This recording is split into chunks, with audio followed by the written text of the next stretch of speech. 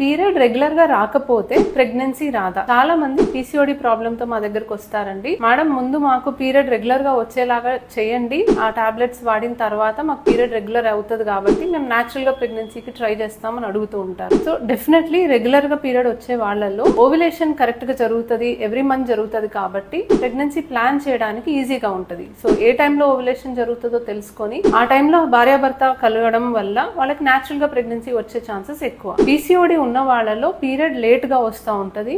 వీళ్ళలో ఓవ్యులేషన్ కొంతమందికి లేట్ గా జరగచ్చు, కొంతమందికి అసలు ఓవ్యులేషనే జరగకపోవచ్చు. పీరియడ్ రెగ్యులర్ గా రావడానికి మనం వాడే మెడిసిన్స్ హార్మోన్ టాబ్లెట్స్, దీని వల్ల వాళ్ళకి ఓవ్యులేషన్ జరగదు కాబట్టి ప్రెగ్నెన్సీ వచ్చే ఛాన్సెస్ ఉండవు. రెగ్యులర్ సైకిల్స్ రావడానికి మనం వాడే మెడిసిన్స్ వల్ల మీకు ప్రెగ్నెన్సీ వచ్చే ఛాన్సెస్ అయితే పెరగవు. పీసీఓడి ఉన్నప్పుడు ఇర్రెగ్యులర్ సైకిల్స్ ఉన్నా కూడా మీరు ప్రెగ్నెన్సీ రావడానికి డైరెక్ట్ గా మందులు వాడి ట్రై చేసుకోవడం మంచిది. పీసీఓడి చాలా చిన్న ప్రాబ్లం అండి, దీని గురించి వరి అవ్వాల్సిన అవసరం లేదు. కేవలం టాబ్లెట్స్ అండ్ ఇంజెక్షన్స్ తోనే ప్రెగ్నెన్సీ వచ్చే ఛాన్స్ ఉంటుంది. రెగ్యులర్ సైకిల్స్ మీకు రావాలి అని మ్యాండేటరీ అయితే కాదు. Thank you.